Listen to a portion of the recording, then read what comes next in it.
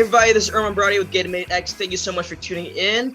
We have our member of the month, Wallace Wang, for the month of October 2021.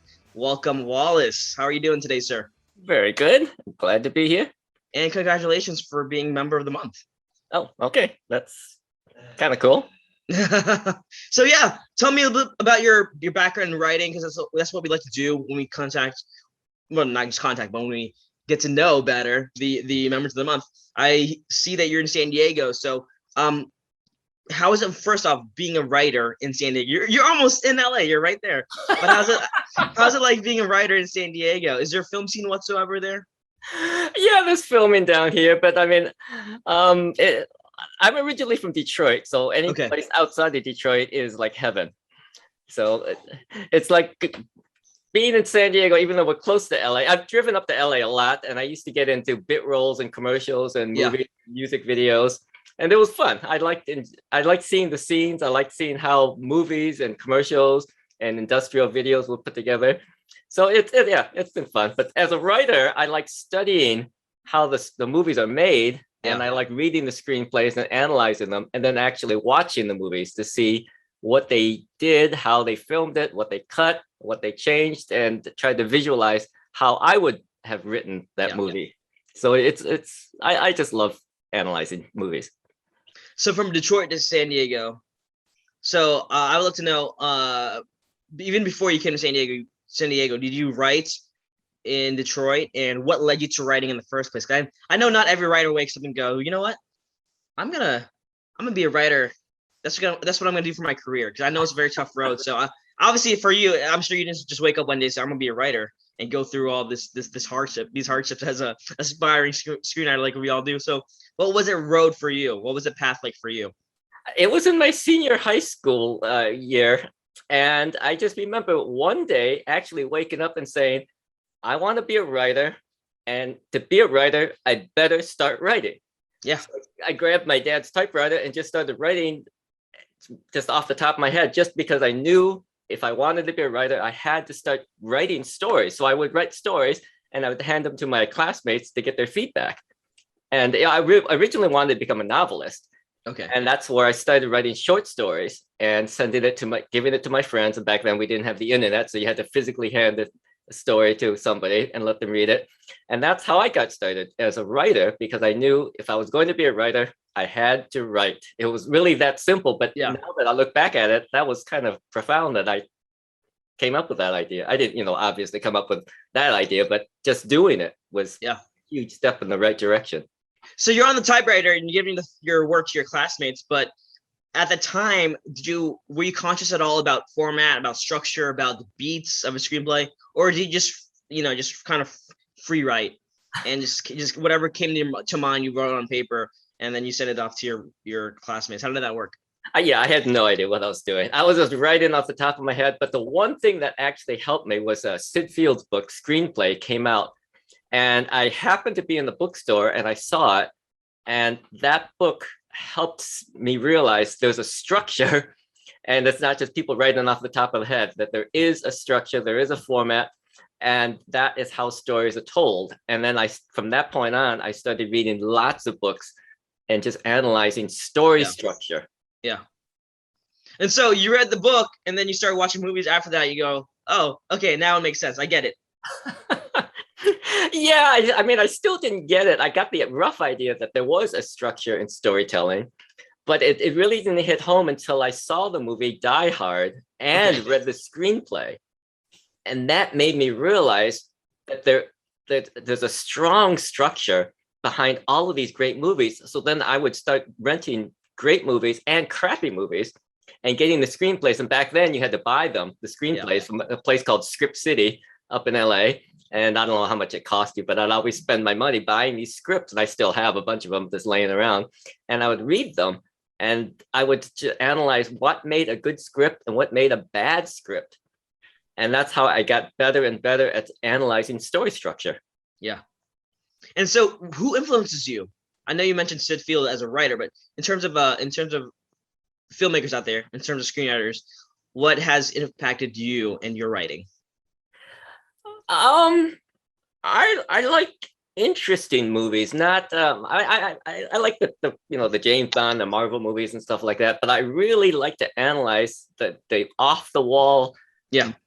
that you wouldn't think would be good, but are good. And so the recent one that I just saw was called Lars and the Real Girl. Yes, I'm like '07, right? Yeah. Dude, And oh my God.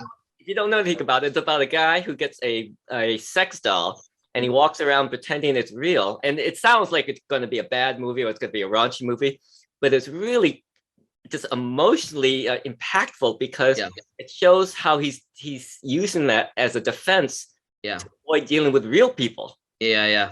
And I love that movie. Yeah. I know on paper it's like really absurd, but if you watch it, it really hits home emotionally. Like the ending, not gonna spoil nothing, but the ending, crazy, right? So I love those type of movies. They're just off the wall. Another one that I love was called James versus his future self, which is about a time traveler whose older self comes back from the future and tells them don't invent time travel. And it's a great movie because it's really about living your life to the fullest and not being obsessed with trying to be this great inventor and wasting your time and pushing people away and breaking up relationships just so you can succeed. Yeah. And so it's a great movie. And again, it's kind of the off the wall movie that those are the ones I love studying the most. Yeah. Maybe I should stop pushing people away as a writer. No, I'm kidding. a writer trying to make it in this industry, pushing people away. No, I don't do that. But so tell us about your writing. What are you working on right now? Do you have a preferred genre? Anything that you want to talk about? Most of the genres I like tend to be comedy because I used to do stand-up comedy. I did it from 1990 till roughly about a few years ago. And I just like comedy, but comedy is very close to horror because you have to set up and then you have to surprise people. Yeah. So I like horror as well because there's that structure again. It's not just, somebody chasing you down the hall with a chainsaw. It's really about just the surprise, the tension. And I do like unique horror movies like A Quiet Place. There was another one called Don't Breathe. It's not just about gore. It's just about the suspense and the tension. And that's what I like. I love it. Yeah. And horror and comedy go hand in hand nowadays a lot. So horror comedy. Right. Yeah. There was a great horror comedy called Ready or Not. It's about a woman. Yeah. I love that one because it's horror, but it's comedy, but they fit well together. Exactly. Yeah. Awesome. So as a writer, have you been on any productions of your own work? No, I haven't. But a while back, I wrote a sitcom and San Diego State's film department filmed it. And unfortunately, they wouldn't let me on the set. I know. They didn't invite me and they didn't tell me they were filming it. And they told me afterwards, here's a copy. And wow. I'm like, oh, well, thanks. Wow. I would like to have been on there.